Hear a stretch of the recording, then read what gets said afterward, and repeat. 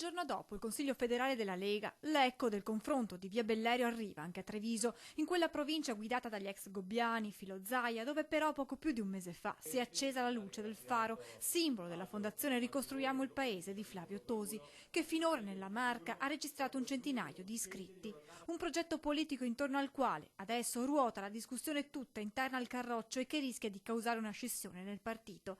E pensare che quando nell'ottobre del 2013 a Mantova il sindaco di Verona presentò per la prima volta alla fondazione, le sue parole di ringraziamento furono proprio rivolte ai colleghi di partito. La leghista li ringrazio perché hanno capito lo spirito di questa iniziativa. Parole dal sapore amaro all'indomani dell'animato Consiglio federale che ha acceso il confronto anche nella Lega Trevigiana.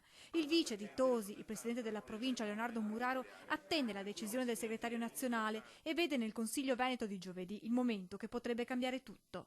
Ci sarà anche la presenza, mi auguro, del commissario ad acta o del supervisore, come viene chiamato da Salvini, del supervisore, e in quella seduta discuteremo, come facciamo sempre, di politica, discuteremo delle iniziative e si prenderanno anche delle decisioni attinenti alla volontà della maggioranza di quel contesto, segreteria nazionale, cioè regionale, eletta democraticamente dai militanti.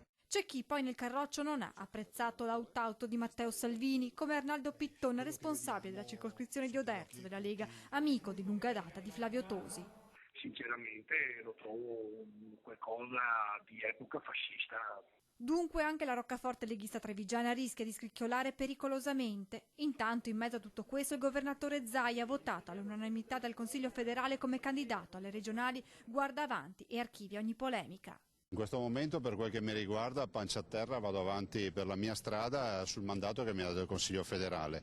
È stata nominata una persona di provata fede leghista e soprattutto di provata anche esperienza e penso che riuscirà a ricompattare il movimento e anche tutta questa partita dovrà essere risolta. Penso che il tema sia quello del dibattito che c'è stato ed è bene però che oggi i veneti sappiano che c'è un candidato presidente che vuole andare dritto all'obiettivo. Hai già sentito? Dovrebbe correre da solo però.